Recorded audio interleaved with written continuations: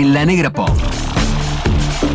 Primero, para cerrar el tema de ayer, les cuento que renunció finalmente Franco Rinaldi a la primera candidatura a legislador porteño de la lista de Jorge Macri, porque después de todo lo que dijo despectivamente de homosexuales, pobres, mujeres, ayer se difundió un video donde se la agarraba con la comunidad judía y decía que el diario Página 12 era en realidad Sinagoga 12. Si la vamos a hacer bien contra todo. Hoy hace un chiste Página 12 con eso y lo pone en tapa, llamándose Sinagoga 12. Y ayer Franco Rinaldi avisó en Twitter que renunciaba porque no quería tener más problemas o darle problemas a su espacio político. Él había dicho humor y se ve que nadie se rió. Al final no se puede discriminar. ¡Hey! Pero quiero hablarles hoy, claro, de dos asuntos vinculados a la salud. El primero es sobre la salud mental, porque resulta que esta semana, unos 7 meses después de que se hiciera el anuncio formal y no conocíamos tan en detalle de qué se trataba cuando se hizo ese anuncio, se inició la construcción del programa Habitar Inclusión. ¿Qué es esto?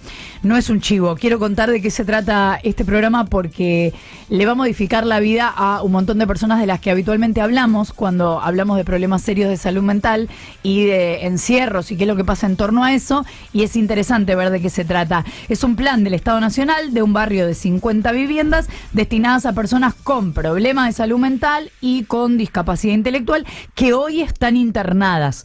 Esto va a ser en la colonia Manuel Montes de Oca, en el partido bonaerense de Luján. Son viviendas para 2 y 4 habitantes.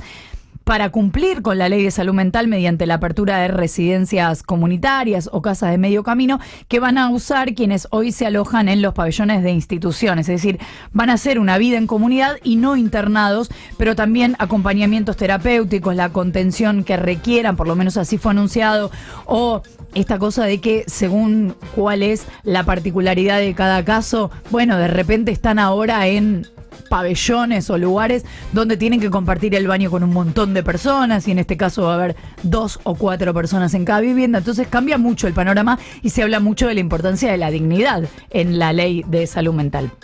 Y el otro tema de salud del que les quiero hablar tiene que ver con una alerta que viene mandando el Ministerio de Salud de la Nación, porque por un lado ya sabemos que esta es época de circulación de COVID, de influenza, de bronquiolitis, de enfermedades respiratorias.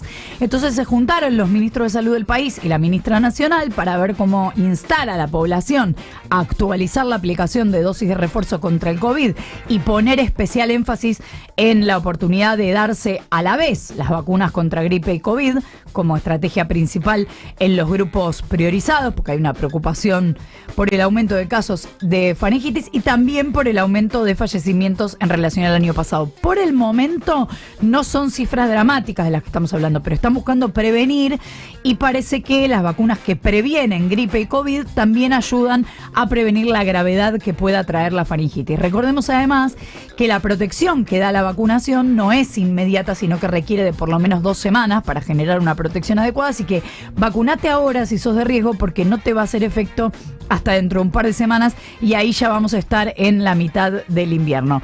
Como la percepción del riesgo bajó en materia de enfermedades respiratorias, esta que les cuento, hay mucha gente que ya no se vacuna. Entonces se reunió este Consejo Federal de Salud, se juntaron los 24 ministros de las provincias y se hizo hincapié en la aplicación de la vacuna antigripal, que es anual, y la del COVID, que ya sabemos que tiene sus particularidades.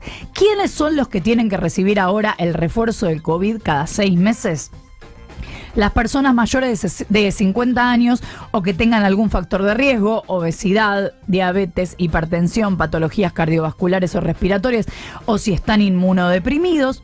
¿Qué pasa con la población menor de 50 años y sin enfermedades de base? Se tienen que colocar el refuerzo al año de la última dosis. Y cuando digo tienen, digo que eso está recomendado como universo ideal en este contexto. Nadie va a obligar a nadie a esa vacunación, pero la verdad que se describe como el universo ideal, incluso recomendado por Naciones Unidas. Antes era los 5 meses. Para los mayores de 50 se los tiró a 6 y para los menores de 50 a 1 año. Ahora a 1 año de la última vez que te la diste. Ya no se cuentan los esquemas de primera, segunda, tercera, no importa cuántas te diste, sino que la recomendación es seguir aplicando los refuerzos con estos criterios, sobre todo pensando en que el COVID se convirtió en una patología estacional, pero sigue poniendo en riesgos a los que ya tienen otros riesgos.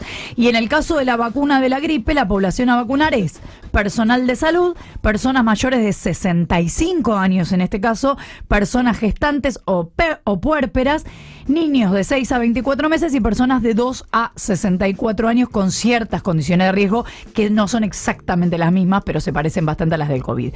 El avance de la meta de cobertura de todo el país dice en julio que se aplicó la vacuna al 67% del personal de salud, que tampoco es tanto, pero todavía es bajo el porcentaje entre los más chicos, las embarazadas y mucha gente mayor de 50 años. Así que ya transmitimos la recomendación, que la pandemia ya pasó, pero algunos siguen en riesgo.